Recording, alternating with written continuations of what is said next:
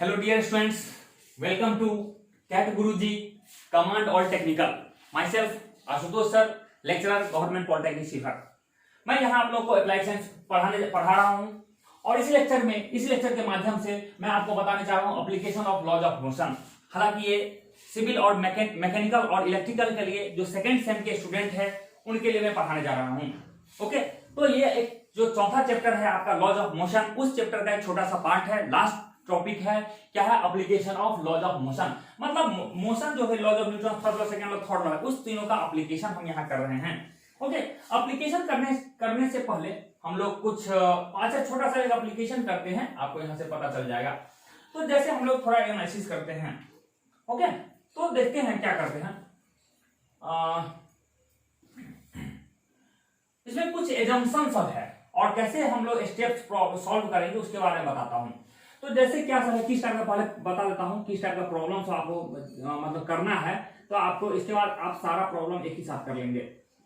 जैसे ये आपका एक पुल्ली है, ये है आपका रस्सी है, मास, ये है रस्सी है, ये आपका पुल्ली है। तो इसमें से आपका कुछ इस तरह से मास होगा, ठीक है, यहाँ से कुछ मास लटका होगा, जिसका मास m1 होगा, जिसका मास m2 होगा। क्लियर है? जिसका मास m1 है, m2 होगा। इस तरह से ये आपका पुल्ली है, PULLEY पुल्ली है। ये स्ट्रिंग बोलते हैं, STRING स्ट्रिंग है। ये भी होगा रिजिड रॉड हो जाएगा, इसका हालांकि कुछ जरूरत नहीं है, तो रिजिड रॉड है। ये क्या है? सीलिंग है, SEILING सीलिंग है। ये मासेस m1 m2, यानी ये जो सिस्टम बना हुआ है ये आपका दो मासेस से मिलकर बना हुआ है। तो इस टाइप के प्रॉब्लम है, समझिए मैं बताने जा रहा हूँ इस टाइप प्रॉब्लम सॉल्व। कहीं भी प्रॉब्लम जहां एक मास आ जाए, रस्सी आ जाए, तो यहाँ आपको ये मेथड जो बता दे रहा हूँ सारे में प्रॉब्लम सॉल्व कर सकते हैं, कोई भी किसी टाइप का प्रॉब्लम सॉल्व कर सकते हैं। तो इसके लिए बता रहा हूँ, सबसे पहले स्टेप्स लिख दे रहा हूँ, यहाँ बाबू स्टेप्स लिख दे रहा हूँ, सारे में अप्लाई करेंगे। ठीक है, सारे में अप्लाई करेंगे। तो स्टेप्स लिख दे रहा हूँ, तो पहले हम कुछ एजम्पशन लिख दे रहा हूँ, एजम्पशन लिख दे रहा हूं और ये अप्लाई करेंगे सारे जगह। तो सबसे पहले एजम्पशन मानेंगे कि ये रस्सी है, रस्सी है क्या है? रस्सी में ओनली टेंसाइल फोर्स लगता है, हमेशा एज्यूम करेंगे कि only tensile, TENSILE tensile force act in क्या? स्ट्रिंग की रस्सी, स्ट्रिंग मतलब कंप्रेसिव फोर्स नहीं, दबाने वाला नहीं, तनाव वाला फोर्स लगेगा। टेंशन को बोलते हैं तनाव वाला फोर्स लगने जा रहा है, तनाव वाला फोर्स लगना है। दूसरा चीज मानेंगे, रस्सी क्या है? इसमें रस्सी का है मास रियल में होता होगा, लेकिन मानेंगे कि ये मासलेस है। तो mass of string equal to 0, आप 0 मानेंगे। ठीक है, दूसरा एग्जाम्पल होगा। तीसरा में मानेंगे mass of pulley, PULLEY pulley भी 0। ठीक है, तो इसका मतलब ये एज्यूम करेगा कि moment of inertia INERTIA inertia ये 0 हो जाएगी, I बराबर 0 हो जाएगा, मोमेंट ऑफ इनर्शिया मान के चलेंगे क्योंकि मास 0 है। चौथा चीज मानेंगे कि रस्सी और पुल्ली के बीच कोई भी फ्रिक्शन फोर्स नहीं लग रहा है, friction between string STRING, repeat कर, string and pulley PULLEY pulley बराबर क्या मानेंगे? 0। स्ट्रिंग फ्रिक्शन हो जाएगा, फ्रिक्शन फोर्स लगेगा। ये सब एजम्पशन लेके चलेंगे, इसके बाद ये प्रॉब्लम सॉल्व करेंगे। तो इसके बाद मैं स्टेप्स लिखता हूं बाबू, स्टेप्स लिखता हूं और स्टेप से आप लोग सारा प्रॉब्लम सॉल्व करेंगे। ठीक है, स्टेप्स लिखते हैं, STEPS स्टेप नंबर 1 में, स्टेप नंबर 1 लिखते हैं।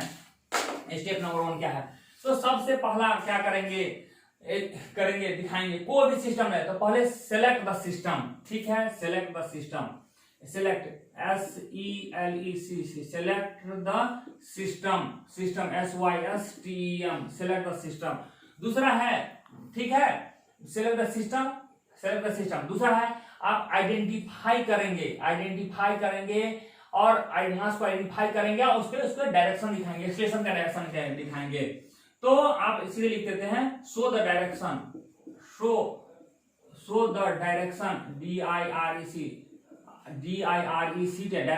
Direction of acceleration on each each body, हर एक बॉडी पे है body of the system, body of the system हर एक के दिखाएंगे। नेक्स्ट इसके बाद दिखाएंगे, इसके बाद नेक्स्ट में क्या करेंगे हम लोग, नेक्स्ट सिस्टम में दिखाने के बाद राइट डाउन द राइट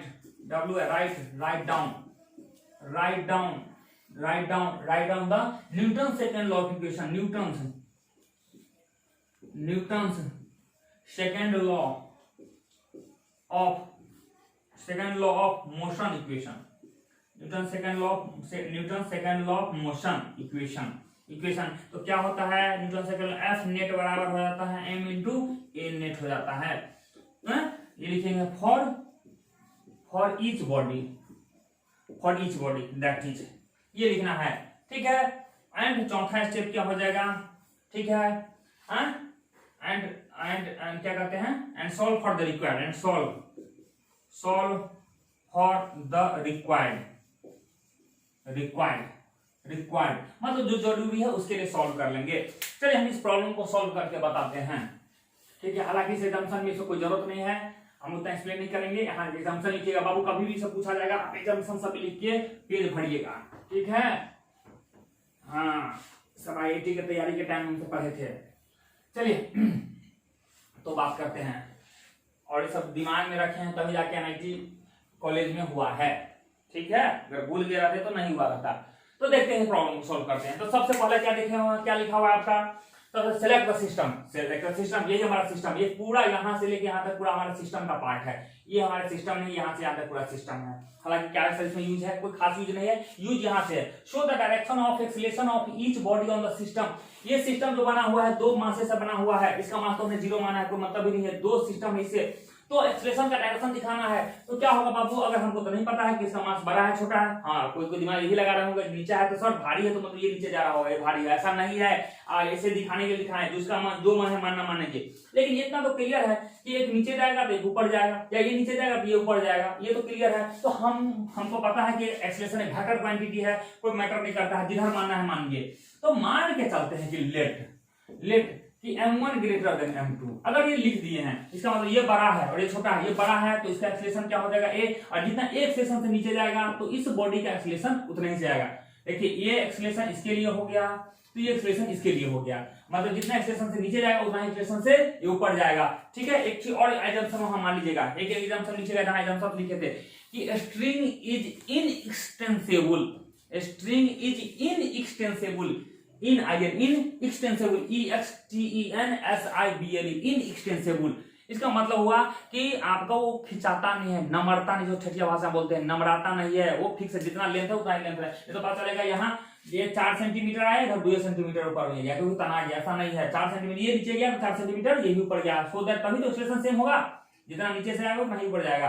तो हमने ये काम कर दिया, show the direction of the acceleration on each body of the system, हमने डायरेक्शन दिखा दिया। नेक्स्ट करते हैं क्या, write down the Newton second law of motion for each body. यहाँ दो बॉडी है, दोनों बॉडी के लिए न्यूटन सेकंड लॉ का इक्वेशन लिखेंगे, सेकंड लॉ का इक्वेशन लिखते हैं। तो लिखते हैं पहले, ठीक है, लिखते हैं यहाँ से फॉर m1 के लिए। तो m1 के लिए देखते हैं, अरे पीछे बाबू गड़बड़ हो गया। Write down the Newton second law. एक बाबू तीसरा इसमें लिखना है draw FBD for each system, each body of the system, draw FBD for each body of the system, ये लिखिएगा ड्रॉ, ठीक है, ईच बॉडी ऑफ सिस्टम। तो ये हो जाएगा चौथा पॉइंट, ये पांचवा पॉइंट हो जाएगा। तो हर एक बॉडी के लिए मास के लिए आप FBD ड्रॉ करेंगे। तो पहले M1 का, तो यहाँ लिखेंगे FBD फॉर M1। FBD क्या होता है दिखा देते हैं। तो FBD का मतलब होता है जो वस्तु है उसको ज्यों का त्यों दिखाएंगे, ठीक है, दिखाए। और इसका क्या है, मास m1 है, और इसमें जो फोर्सेस सब लग रहे हैं, वो जो एक्सेलेरेशन सब लग रहे हैं वो सब दिखा देंगे। तो यहाँ से एक रस्सी लग रहा है, रस्सी लगा हुआ है और तो कोई नहीं है, और यहाँ एक फोर्स लग रहा होगा धरती माता वाला m1g लग रहा, और यहाँ टेंशन लग रहा होगा, क्लियर है। तो ये आपका हो गया, ये फोर्स का फोर्स मतलब फ्री बॉडी का मतलब होगा कि इस पे जो भी एक्सटर्नल फोर्सेस सब लग रहे हैं सारे फोर्सेस को दिखा देने के प्रोसेस को जो डायग्राम के द्वारा जो दिखाते हैं उसी को बोलते हैं एफबीडी बोलते हैं।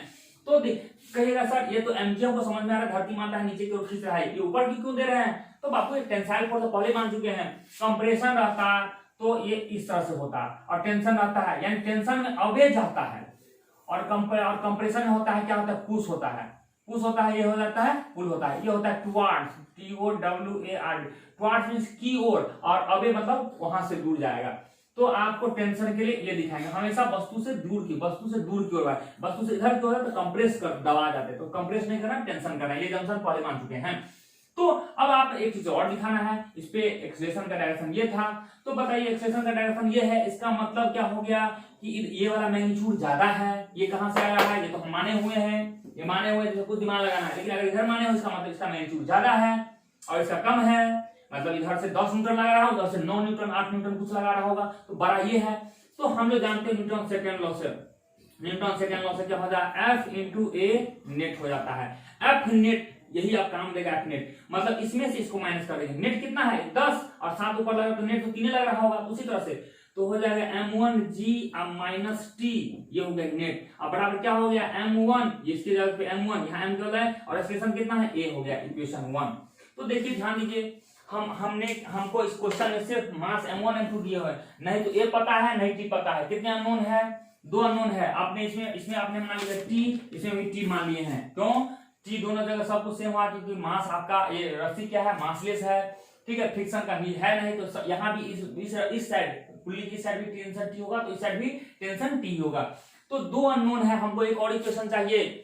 2 अननोन क्या अननोन है? एक अननोन T है, क्वेश्चन में T कभी नहीं दिया था और ये नहीं दिया था, ये आपका माना हुआ, ये भी माना हुआ है, ये भी माना हुआ है, ये सब आपका माना हुआ है, ये आपका माना हुआ है, लेफ्ट है माना हुआ है। सिर्फ आपको क्वेश्चन M1 M2 दिया था और क्वेश्चन आपसे पूछा जा रहा होगा या तो एक्सप्रेशन बताइए, पूरे सिस्टम का एक्सप्रेशन बताइए M1 का, या इसमें टेंशन बताइए, यही चीज पूछा गया। 2 अननोन है तो 2 अननोन के लिए 2 इक्वेशन चाहिए, एक ही इक्वेशन है, एक इक्वेशन और चाहिए, तो हमारे पास है ना इक्वेशन लिखने के लिए, मास नंबर 2 है। तो ड्रॉ करेंगे FBD और M2 के लिए हम लोग करेंगे, तो M2 के लिए देखते हैं, इसके लिए बनाते हैं, ये है M2 है, इसका डायरेक्शन किधर होगा? एक्सेलरेशन का ऊपर की ओर डायरेक्शन होगा, ऊपर की ओर। इधर क्या होगा? T फोर्स लग रहा, इधर क्या होगा? M2G लग रहा होगा। तो यहाँ फिर अकॉर्डिंग टू हो गया, तो F नेट बराबर हो जाएगा M into A नेट हो जाएगा। यहाँ ऊपर की ओर जा रहा है एक्सेलरेशन का मतलब ये फोर्स ज्यादा है, ये फोर्स कम है, तो मतलब हो जाएगा T माइनस M2G बराबर हो जाएगा M2 into A, equation number 2। तो इक्वेशन नंबर 1 और 2 को सॉल्व करिएगा तो आपको क्या आ जाएगा? T आ जाएगा और आपको A आ जाएगा, ठीक है। T और A कैसे आ जाएगा? दोनों को जोड़िएगा तो T कट जाएगा, तो यहाँ से मिल जाएगा। तो सॉल्व करिएगा तो बाबू आपका ये हो जाएगा, आपका आ जाएगा एक्सप्रेशन आ जाएगा, कितना आ जाएगा? फोर्स हो जाएगा, फोर्स हो जाएगा M1 plus M2G, M1 plus M2 हो जाएगा, सॉरी M1 इंटू M2। इसको सॉल्व कर देते हैं बाबू, ठीक है, इसको हम सॉल्व कर देते हैं, आपको सॉल्व कर देते हैं। तो इक्वेशन 1 अब ये हटा देते हैं, ये आपका स्टेप्स हटा देते हैं, ये सब है आपको याद हो गया होगा। तो देखते हैं वहां से क्या है। तो इक्वेशन 1 आप प्लस इक्वेशन 2 करते हैं तो क्या होगा? M1G माइनस T बराबर क्या हो जाएगा? M1A हो जाएगा। दूसरा इक्वेशन क्या है? T माइनस M2G बराबर हो जाएगा M2A हो जाएगा। दोनों को जोड़िए, तो जोड़ेंगे तो हमारा क्या हो जाएगा?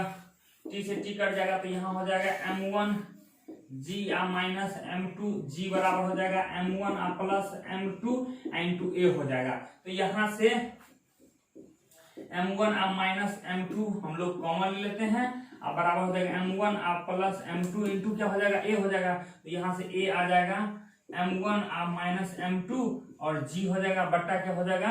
M1 प्लस M2 हो जाएगा। इस तरह से ये आ जाएगा, ठीक है। तो इस तरह से आपका एक्सप्रेशन आ गया।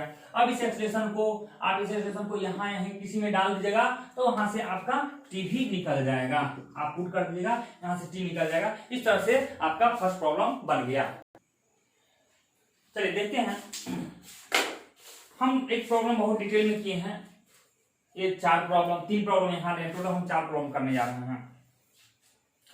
तो क्या करते हैं, आप इक्वेशन तो सॉल्व भी कर लेंगे, तो मैं इक्वेशन लिखना बस सिखाता हूँ, आप इक्वेशन लिखना सीख लेंगे, इसके बाद सारा प्रॉब्लम कर लेंगे और चारों को एक ही साथ लेते चल रहा हूँ, आपको सारा पता चल जाएगा कि कैसे प्रॉब्लम सॉल्व कर रहे हैं। फिर स्टेप्स हम लोग वही शुरुआती करते हैं, जो सिंपल सा मैं बताया स्टेप, सारा स्टेप्स यही सेम करना है। तो सबसे पहला स्टेप है चूज द सिस्टम। ये हमारा सिस्टम हुआ, ये इस दोनों से इस दोनों से ये तीनों से 1 2 3 ठीक है, 1 2 3 इससे हमारा सिस्टम बना हुआ है। इसका मास मान लेते हैं m1 है, इसका मास मान लेते हैं बाबू m2 है, ठीक है, m2 मास मान लेते हैं, कुछ भी देखिए अपने मन से लिख रहे हैं, कुछ ऐसा नहीं है। इसका मास मान लेते हैं, हम मान लेते हैं m1 है, इसका मास मान लेते हैं m2 है, ठीक है, m2 मान लेते हैं, इसमें इसका m1 मान लेते हैं, इसका m2 मान लेते हैं। टू द सिस्टम हमारे इस सब सिस्टम से मिलकर बना हुआ है। नेक्स्ट हम बात करते थे टू द सिस्टम। सिस्टम के बाद हम लोग क्या करते थे, एक्सेलरेशन का डायरेक्शन दिखाते थे। मान लेते हैं एक्सेलरेशन का डायरेक्शन हमको, हालांकि यहाँ तो कुछ भी होगा कि इधर ही नीचे की ओर गिरेगा, एक्सेलरेशन हो गया। इस पे नहीं कह सकते हैं बाबू ये भारी है कि ये भारी, अगर ये भारी होगा तो इधर जाएगा, ये भारी इधर जाएगा। क्या मान ले, आपको जो मन मानना मानिए, हम मान के चलते हैं, इसी तरह से लेते हैं, ठीक है। एक्सेलरेशन के डायरेक्शन इसे हमको नहीं पता है, अगर ये भारी होगा तो इधर जाएगा, ये भारी इधर होगा, हमको नहीं पता है, मान लेते कुछ इधर ही मान लेते हैं कि इधर ही गिरा है। सब पे एक्सेलरेशन का डायरेक्शन दिखा दिए, स्टेप नंबर 2 हो गया। तीसरा था, नेक्स्ट स्टेप था फ्री बॉडी डायग्राम आप ड्रॉ कीजिए। हाँ बाबू एक चीज ध्यान देना है कि ये जो सरफेस है वो म्यू बराबर 0 है, मतलब ये स्मूथ है, ये स्मूथ है, ठीक है। ये जो सरफेस सब है स्मूथ है, ये भी जो सरफेस है स्मूथ है, मतलब फ्रिक्शन है, लेस है, चिकन चाकन है, स्मूथ है। ये भी चीज क्या है आपका, स्मूथ है, स्मूथ मतलब बोलते हैं इसको, दूसरा नाम है फ्रिक्शन लेस बोलते हैं, ठीक है। ये सरफेस है। अब हम लोग क्या करते हैं, एक्सेलरेशन का डायरेक्शन दिखा दिए, तो सारे पॉइंट दिखाएंगे। एक्सेलरेशन एक ही पे तो काम नहीं चलेगा, अगर ये नीचे जाएगा तो उतने ही से ये, क्योंकि इनएक्सटेंसिबल है, ये इधर जा रहा होगा तो ये भी उतने ही से एक्सेलरेशन ऊपर जा रहा होगा, इधर जा रहा होगा तो ये एक्सेलरेशन इधर जा रहा होगा। हर एक बॉडी के एक्सेलरेशन का डायरेक्शन दिखा दिए, क्लियर है। इसके बाद क्या करते हैं, फिर रिपीट कीजिएगा। सबसे पहले सिस्टम चूज करते हैं, सिस्टम में सभी बॉडी पे एक्सेलरेशन का डायरेक्शन दिखाते हैं, क्लियर, ओके। इसके बाद क्या करते हैं, एफबीडी बनाते हैं हर एक बॉडी के लिए। तो आप बनाते हैं एफबीडी, तो पहले m1 के लिए एफबीडी तो लिखेंगे एफबीडी फॉर m1 के लिए। तो एफबीडी कैसे बनाएंगे बाबू, ये तो इस पे रखा हुआ था, तो आपने इसको बना लेना है। जो जिस बॉडी का ध्यान है, जिसका एफबीडी बनाएंगे उसका हम लोग मास बनाएंगे, और ये तो फ्रिक्शन हो गया। और इसमें क्या क्या अटैच कर रहा है, एक रस्सी लगा हुआ है, रस्सी लगा दीजिए, और ऑब्वियसली टेंसाइल लग रहा होगा दूर, यहाँ भी टेंशन टी माने, यहाँ भी टेंशन टी, यहाँ भी टेंशन टी, यहाँ भी टेंशन टी, यहाँ भी टेंशन टी, और यहाँ भी टेंशन, सब जगह टेंशन। एक ही रस्सी है तो टेंशन टी होगा, और रस्सी अगर चेंज होता तो एक का मानते T1, दूसरे का मानते T2, 3 रस्सी होता तो एक का T1, दूसरा T2, तीसरा 3T, तो यहाँ से T3 मानते, तो यहाँ से एक ही रस्सी है T1 T2 मानने की जरूरत नहीं है। इधर लग रहा है रस्सी से, अब क्या लग रहा होगा, इधर से लग रहा होगा M1G लग रहा होगा, ऊपर से नॉर्मल रिएक्शन लग रहा होगा, नॉर्मल। इधर से अगर यहाँ चूंकि चिकन चाकन है, यहाँ स्मूथ है इसलिए फ्रिक्शन फोर्स नहीं लगेगा, नहीं तो यहाँ से अगर रफ सरफेस रहता तो फ्रिक्शन इधर की ओर लगता। तो यही हो गया M1 का फ्री बॉडी डायग्राम। उसी तरह हम बना रहे हैं M2 का फ्री बॉडी डायग्राम, ओके। ये बाबू देखिए, ये है धरती माता द्वारा पीछे की ओर नीचे की ओर खींचा जा रहा है, नॉर्मल इसी फोर्स के कारण इसे खींच रहे होंगे तो इधर की ओर जा रहे होंगे, लेकिन ये वस्तु नीचे की ओर जा नहीं रहा है, इसकी पूरा रिजिडली है, तो क्योंकि नॉर्मल फोर्स ऊपर की ओर लग रहा होगा, समझ रहे, यहाँ से नॉर्मल भी लग रहा है, इधर नॉर्मल लग रहा है, इधर M1G लग रहा है, और इधर से टेंसाइल फोर्स लग रहा है। ये तीनों तो फोर्स ही लग रहा है। यहाँ देखते हैं कौन कौन सा फोर्स लग रहा है। M2 के लिए हम बना रहे हैं, M2 के लिए तो यहाँ हो जाएगा FBD, ठीक है, फॉर M2 के लिए बना रहे हैं। तो इसके लिए वर्टिकल है, इसके साथ ही चिपका हुआ बाबू, यहाँ से सरफेस ये आपका टच कर रहा है, तो यहाँ से क्या है, रस्सी लगा, हमेशा ध्यान रखिएगा कि वो टेंशन फोर्स लगाता है। यहाँ होगा M2G होगा, यहाँ नॉर्मल भी लगा रहा होगा, तो इसे शॉर्ट क्या होगा, नॉर्मल होगा। और इसका एक्सेलरेशन किधर है, एक्सेलरेशन का डायरेक्शन है A है। बस इक्वेशन लिखना है। अब लिखेंगे न्यूटन सेकंड लॉ, ठीक है। इक्वेशन, इसका इक्वेशन क्या है, इसका डायरेक्शन किधर होगा बाबू, इसका डायरेक्शन है इधर है, इसका डायरेक्शन इधर है, ओके। अब इक्वेशन लिख दीजिए। इक्वेशन लिखेंगे क्या होगा, न्यूटन सेकंड लॉ इधर, तो इधर जो जा रहा है तो इधर होगा, लिखेंगे F नेट, और लिखेंगे F नेट बराबर M इंटू A नेट लिखेंगे। तो एफ नेट की धारा उधर टी है, इधर तो कोई फोर्स नहीं पीछे वाला, इसलिए माइनस माइनस होगा नहीं, इसलिए टी बराबर हो जाएगा m1, मास m1 है ना, n2a। ये इक्वेशन हो गया, इक्वेशन नंबर 1। यहाँ भी टी और ए दो अननोन हो गया, एक और इक्वेशन चाहिए, इसके लिए इक्वेशन लिखेंगे। तो क्या नीचे जोड़ जा रहा है बाबू, इसको नहीं लिखना है, कहेगा सर आपने इसके लिए दोनों को छोड़ दिए, बाबू इसको भी लिख सकते हैं, इसमें कोई एक्सप्रेशन नहीं है, यानी यहाँ होगा n बराबर हो जाएगा m1g हो जाएगा। इस डायरेक्शन में इक्विलिब्रियम में है, इस डायरेक्शन में इक्विलिब्रियम में है, तो जितना ऊपर होगा उतना नीचे गया, इसलिए n बराबर m1g। n का वैल्यू पूछ सकता है आपको कि आप क्वेश्चन पूछा आएगा कि m1 पे नॉर्मल कितना लग रहा था, m1g के बराबर होगा, m1 तो पता है, जिसे गुना कर दिया मिल जाएगा। इस बॉडी में एक्सेलरेशन इधर की हो रहा है, मतलब क्या होगा m2 बड़ा होगा, इसीलिए नेट फोर्स बराबर यहाँ भी लिखेंगे F नेट बराबर क्या हो जाएगा m इंटू ए नेट हो जाएगा। क्लियर है? तो इसको क्या होगा, ये बड़ा है इसीलिए नीचे की ओर जा रहा है, m2g माइनस टी बराबर क्या हो जाएगा m2 इंटू ए हो जाएगा, m2 इंटू ए। इक्वेशन नंबर 2, दोनों इक्वेशन को सॉल्व कीजिएगा, आपको अपने आप आ जाएगा। नॉर्मल ये n क्या होगा, n के कुछ नहीं होगा, यहाँ n क्या होगा 0 हो जाएगा, क्योंकि यहाँ तो कोई भी बैलेंस करने वाला, यानी n यहाँ नॉर्मल हो रहा होगा। इस तरह से इक्वेशन लिखते हैं, ठीक है। तो इस तरह सॉल्व कर लिए, अब सॉल्व करना है, इक्वेशन लिख दिया, आप सॉल्व कर सकते हैं। इसका तोड़ते हैं, तो बाबू हम इसको अलग से एफबीडी नहीं बनाते, इसी पे एफबीडी बना देते हैं और इक्वेशन हम भी देते हैं। तो ये क्या होगा, धरती माता वाला m1 लग रहा होगा, m1g लग रहा होगा, इस पे नॉर्मल इस तरह से लग रहा होगा, नॉर्मल लग रहा होगा, इस पे इधर से टेंसाइल फोर्स टी लग रहा होगा, बात खत्म हो गया, ठीक है। इस पे दिखाते हैं आपको, इस पे सब फोर्स दिखा देते हैं। यहाँ m2g लग रहा होगा, m2g लग रहा होगा, इस पे टेंशन लग रहा होगा ऊपर की ओर, और इधर नॉर्मल लग रहा होगा। नॉर्मल हमेशा सरफेस पे परपेंडिकुलर लगता है, तो 1 2 3 लग रहा होगा, इस पे भी 1 2 3 लग रहा है, 3 फोर्सेस लग रहा है। अब क्या कर देना, इसमें भी दिखा देना है, इस पे दिखा देना, इधर लग रहा होगा m2g लग रहा होगा, इस पे नॉर्मल n लग रहा होगा, इस पे टेंशन t लग रहा होगा, इस पे भी लग रहा होगा m1g लग रहा होगा, इस पे नॉर्मल n लग रहा होगा, और यहाँ टेंशन t है, इस पे भी 1 2 3 1 2 3 बस लिखा, ऐसे फोर्स लगना है। अब बस कंपोनेंट तोड़ के इक्वेशन लिख देना, बात खत्म हो गया। इक्वेशन लिखना इसका सिखाता हूँ, पहले m2 के इक्वेशन लिखाऊंगा वो, यहाँ देखिए m2 के लिए इक्वेशन लिखा, तो क्या है नेट फोर्स, अच्छा ऊपर की ओर है, ऊपर की ओर एक्सेलरेशन का डायरेक्शन लिखा है, मतलब t बड़ा है तो t हो जाएगा, t ऊपर बड़ा और माइनस छोटा m2g, t माइनस n2 हो जाएगा, और बराबर क्या हो जाएगा m2 इंटू ए। इक्वेशन नंबर 1 ये इसके लिए हो गया, ये m2 के लिए आपने इक्वेशन लिखा। अब m1 के लिए इक्वेशन लिखिए। तो बाबू ऐसा है कि इसमें क्या है, ये बड़ा है, तो ये तो 90 डिग्री पे है, 90 पे है इस डायरेक्शन में, तो इसका कंपोनेंट टूटेगा। ये जो फोर्स है इसका दो कंपोनेंट, एक कंपोनेंट इधर, एक कंपोनेंट इधर, एक कंपोनेंट इधर, एक कंपोनेंट इधर टूटेगा, इधर इधर टूटेगा, इधर इधर टूटेगा, तो एक कंपोनेंट इधर, एक कंपोनेंट इधर। तो ये मानना पड़ेगा एंगल कितना है, ये मान लेते हैं एंगल क्या है आपका, ये मान लेते हैं एंगल मान लेते हैं कि ये अल्फा एंगल है, अल्फा एंगल है। तो ये क्या हो जाएगा, इस डायरेक्शन में टूटेगा m1g साइन अल्फा, और इस डायरेक्शन में कंपोनेंट टूटेगा m1g cos अल्फा। ये देख लीजिए कैसे हो जाएगा, ये अल्फा हो जाएगा, तो ये आपका अंदर वाला एंगल अल्फा हो जाएगा, तो ये एंगल अल्फा इसलिए cos टूटेगा, इधर वाला साइन टूटेगा।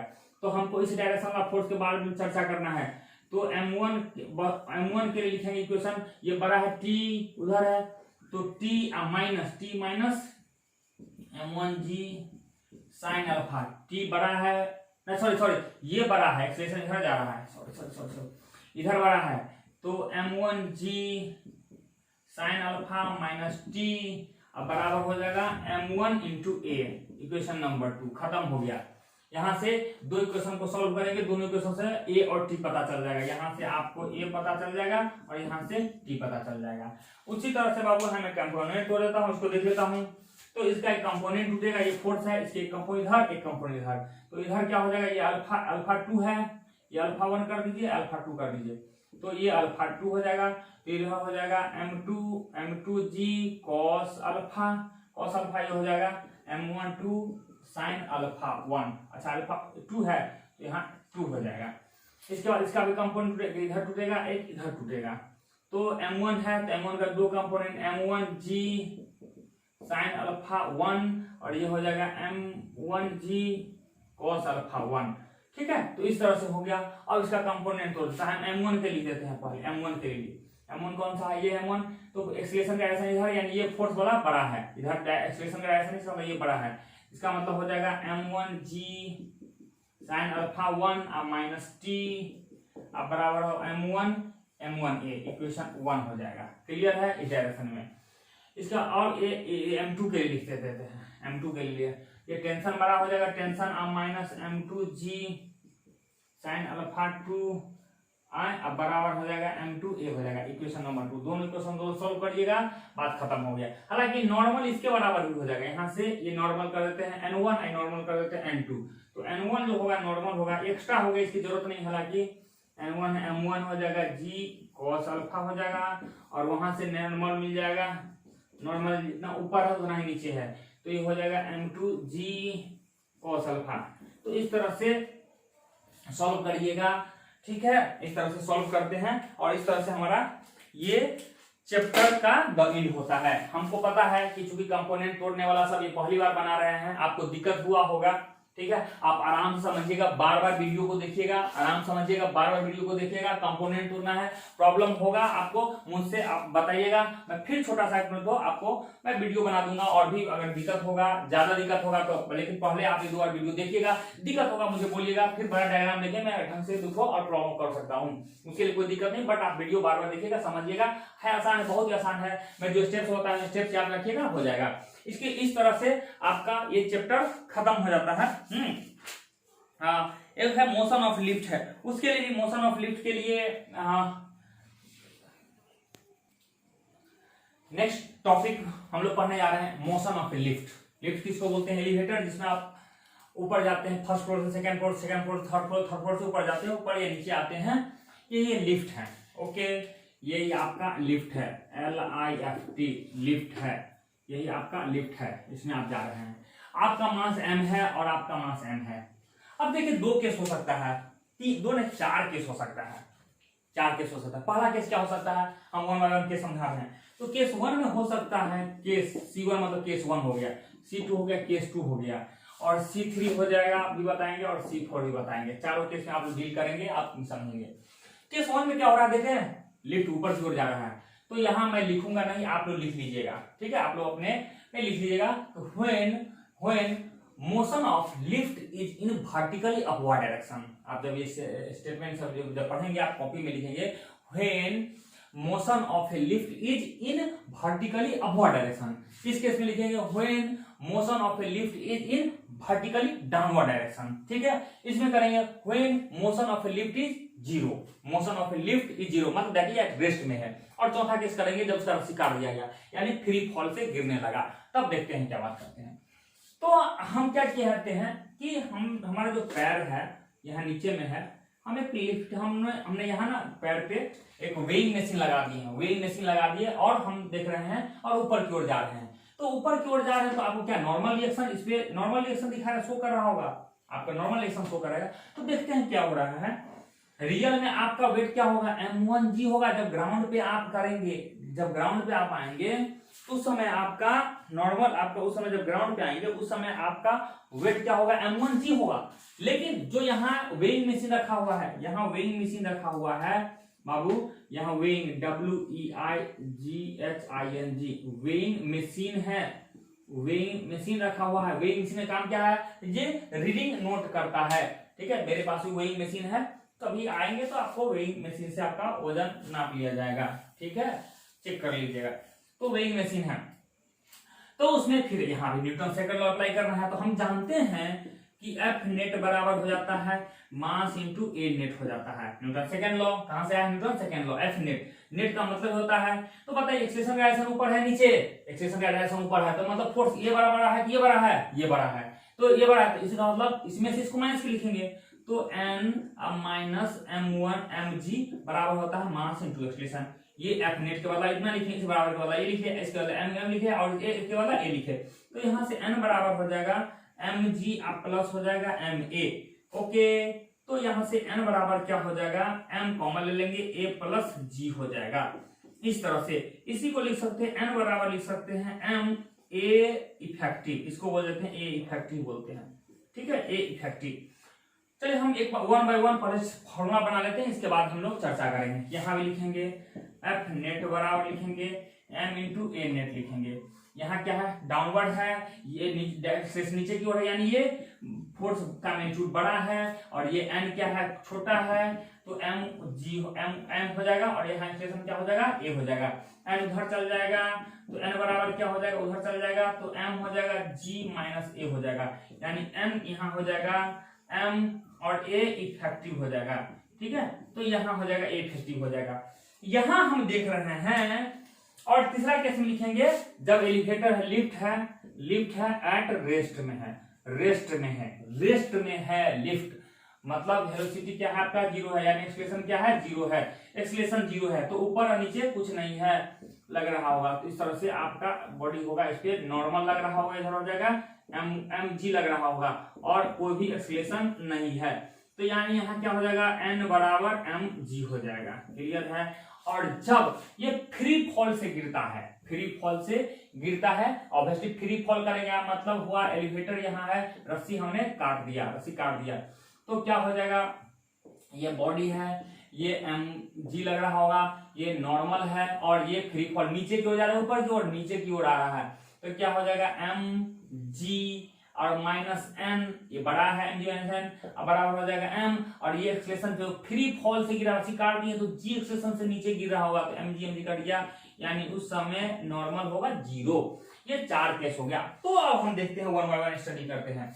अगर देखते हैं, फील करते हैं, जैसे ऊपर जो जा रहे हैं तो क्या हो जाएगा, आपका एक्सेलरेशन है जो टोटल एक्सेलरेशन, यानी टोटल आपका नॉर्मल जो आपका जो वेइंग मशीन है वो ये रिकॉर्ड करेगा एन बराबर एम जी प्लस ए। शुरुआत जैसे आप रेस्ट में है तो देखिए रेस्ट में सिर्फ आपका रेस्ट में है तो आपका बॉडी का वेट सिर्फ मेजर कर रहा है, यानी एमजी कर रहा है, जो रेस्ट में है तो एमजी कर रहा है, लेकिन जब ऊपर की ओर जाते हैं ए प्लस जी कर दिया, यानी जितना वेट आपका है उससे ज्यादा यहाँ वेट रिकॉर्डिंग कर रहा है, किसमें, वेइंग मशीन में। कब, जब ऊपर जाते हैं तब। फिर भी कर रहे हैं, जब रेस्ट में रुके हुए थे हम रेस्ट में यहाँ रुके हुए हैं, वेइंग मशीन पे खड़े हैं, तो हमारा वजन क्या होगा, एन नॉर्मल क्या होगा, एम जी के बराबर होगा।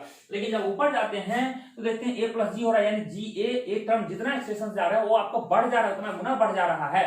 देखते हैं ये टर्म, ये तो पहले से था, इतना टाइम्स बढ़ गया आपका मास और एक्सेलरेशन। इसीलिए देखते जब आप ऊपर की ओर जाते हैं तो देखिए जब आप हैवी फील करते हैं, भारी महसूस करते हैं, क्यों, इसी कारण एक्स्ट्रा टर्म में आ जाता है। तो यही हो गया आपका, तो यानी इसमें आपका इंक्रीज हो जाता है। तो यहां से कंक्लूजन लिख सकते हैं, कंक्लूजन क्या स्पेलिंग लिख सकते हैं बाबू, CLUSION। कंक्लूजन क्या लिखेंगे कि when lift moves in vertical upward direction, when lift moves vertically in upward direction, then normal increases, या कह सकते हैं weight of the body increases, और इसी को बोलते हैं apparent weight, APPARENT, apparent weight। तो हम कहेंगे कि जब बॉडी ऊपर की ओर मूव करता है, तो हमारा apparent weight क्या हो जाता है, बढ़ जाता है। एक्चुअल वेट ये हो गया, एक्चुअल वेट ये है, लेकिन जब एक्स्ट्रा वेट आ गया तो इसको बोलते हैं apparent weight। तो hence apparent weight increases when body moves in upward direction। Similarly देख रहे हैं ये जब डाउनवर्ड जा रहे हैं तो जी से माइनस हो जा रहा है, यानी घट जा रहा है, यहाँ apparent weight घट जा रहा है। ठीक है, तो इसके लिए क्या कंडीशन लिखेंगे, कंक्लूजन लिखेंगे, when lift moves in vertical downward direction then apparent weight decreases। apparent weight क्या हो रहा है, डिक्रीज कर रहा है, यहाँ डिक्रीज लिखेंगे। और इसमें क्या apparent weight, जब लिफ्ट रेस्ट में है तो apparent weight बराबर क्या हो जाएगा, apparent weight बराबर एक्चुअल वेट हो जाएगा। और जब फ्री फॉल को काट दीजिए तो फ्री फॉल जी एक्सेलरेशन से नीचे की ओर हो रहा है, तो इसमें कुछ apparent weight है नहीं, apparent weight जीरो, इसमें apparent weight क्या है, जीरो। इस कंडीशन को बोलते हैं वेटलेसनेस। इसके लिए स्पेशल नाम है, जब कोई भी बॉडी पे नॉर्मल रिएक्शन जीरो हो जाता है तो उसको कहते हैं, हालांकि ये सब कम होता है जब स्पेस में सैटेलाइट चलता है, उसमें कोई भी ग्रेविटेशन फोर्स नहीं रहता है, तो उस समय उसको बोलते हैं वेटलेसनेस, मतलब उसको कोई भी फोर्स नहीं लग रहा है। और इस तरह शनै हम लोग लॉज ऑफ मोशन बहुत बढ़िया ढंग से हम लोग क्या कर दिए, खत्म कर दिए। और आप लोगों का काम क्या आपको पता है, इतना बढ़िया ढंग से पढ़ाए हैं, पूरा बढ़िया से एक टॉपिक को हमने कवर किया है। तो आपका क्या ड्यूटी है, मेरा ड्यूटी है, हम अपना ड्यूटी तो खत्म कर दिए, आपका क्या ड्यूटी है आप जानते हैं, आपका अपना ड्यूटी ड्यूटी जानते हैं ना, बिल्कुल आप ड्यूटी जानते हैं कि चार्ज आपको करना है, क्या करना है, लाइक करना है, बिल्कुल जो भी चीज है आप लाइक या डिसलाइक जो भी है बट करो, आपको अच्छा लगता है, आप ईमानदार हैं, हम देखते हैं कि कितने ईमानदार हैं और क्या मतलब आप हमसे ज्ञान लेते हैं, क्या पढ़ाई कर रहे हैं नहीं कर रहे हैं, जो भी चीज है आप अपनी ईमानदारी से जमीर अपने दिल पे हाथ रख के आप कैसा लग रहा है आप शेयर करेंगे, कमेंट भी करेंगे, अच्छा बुरा जो भी है कमेंट करेंगे, हम उसको इंप्रूवमेंट करेंगे, जो हमारे अंदर जो मतलब जो भी हमारी कमजोरियां हैं, जो भी हमारे में ड्रॉबैक है उसको इंप्रूवमेंट करेंगे और अधिक से अधिक अच्छा बेहतरीन हम लेक्चर लेने का कोशिश करेंगे। बट आप कमेंट करेंगे, बिल्कुल कमेंट करेंगे, तो पहला लाइक करेंगे, दूसरा कमेंट करेंगे, तीसरा क्या करेंगे अपने दोस्तों से भी शेयर करेंगे और इस वीडियो इस चैनल पे फर्स्ट टाइम आ रहे हैं तो आप लोग क्या करेंगे सब्सक्राइब करेंगे। थैंक यू, सब खैर, गुड नाइट, थैंक यू।